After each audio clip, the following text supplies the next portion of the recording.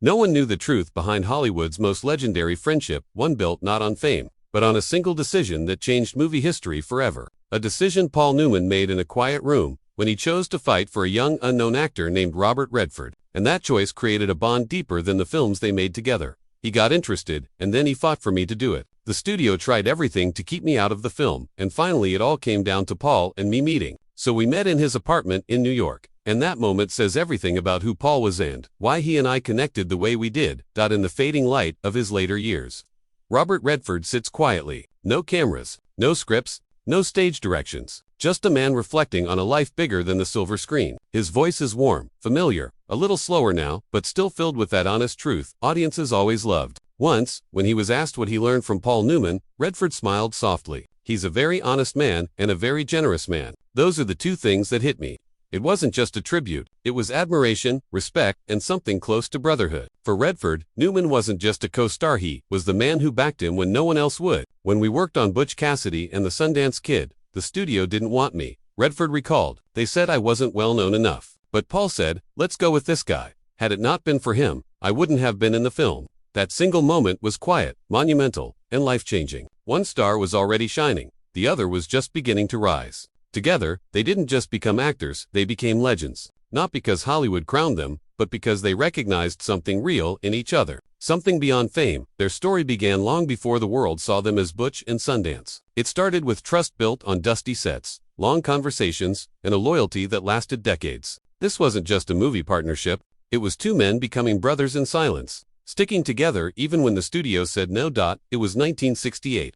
Hollywood ran on big names and box office power. Newman had it all, the charm, the reputation, the star status. Redford was talented but unknown, and the studio had one rule: no unknowns. Redford still remembers the sting of that moment. The studio didn't want me because I wasn't well known like he was. Paul was already a big name. I'd only done a couple of films. Then everything changed because of three men: director George Roy Hill, writer William Goldman, and Paul Newman, who Redford had never even met. Hill saw something in Redford. Goldman liked his energy, but Newman made the final call. He looked at the young actor and said, let's go with this guy. It wasn't just casting, it was faith. A veteran telling a newcomer, I believe in you. That one decision defied the studio and forged one of the greatest partnerships in film history.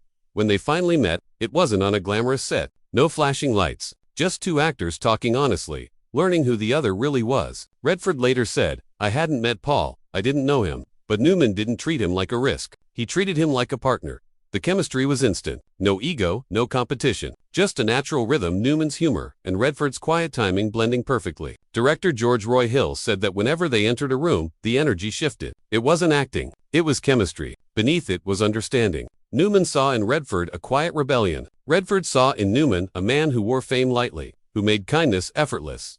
Redford remembered, we started talking, laughing, and working together felt easy. It didn't feel like making a movie. It felt like creating something bigger. And it was. Every smirk, every glance, every line in Butch Cassidy and the Sundance Kid felt alive because they were alive. It wasn't performance. It was trust captured on film. For Redford, playing the Sundance Kid was personal. Everyone expected him to take the flashier role, but he told George Roy Hill, the character I identify with is the other guy, the Sundance Kid. They met in a bar on 3rd Avenue to talk it through. That one conversation shifted everything. Redford said, I think I've always had a slight outlaw sensibility. That's who I am. Hill believed him, and the script evolved. Whether the title read Butch and Sundance or Sundance and Butch didn't matter. What mattered was the connection forming behind the names. Redford and Newman recognized the outlaw spirit in each other. Rebels in different ways. Newman was the Hollywood darling who stayed humble. Redford was the outsider who refused to let the industry define him. Their performances became iconic. Because they weren't competing for the spotlight, they shared it. And then came the laughter, the glue of their friendship. Newman loved pranks. He swapped Redford's bike seat during a scene, almost sending him flying. He loosened the screws on Redford's chair before an interview. Redford struck back. Confetti in Newman's car, raw onions in his lunch, shoes glued to the trailer floor. It wasn't rivalry. It was affection, a silent language of trust. Redford said, I never minded being the butt of a joke as long as it was funny.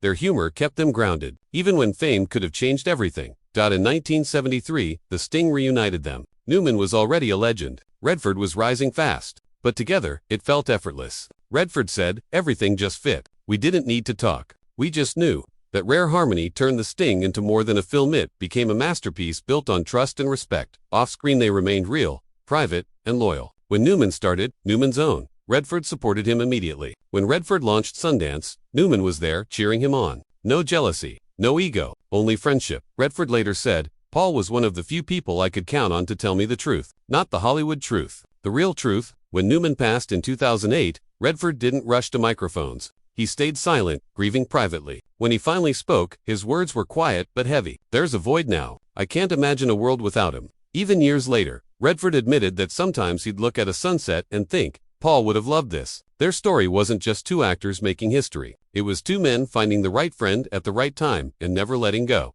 "He was my friend," Redford said softly. "That's the best thing I can ever say about anyone." Their bond outlasted fame, awards, and even time itself. Thanks for joining us on Hollywood Yesterday channel. If you love discovering the untold stories behind the stars, hit subscribe and turn on notifications. We bring you closer to the legends, the friendships, and the moments that shaped Hollywood forever.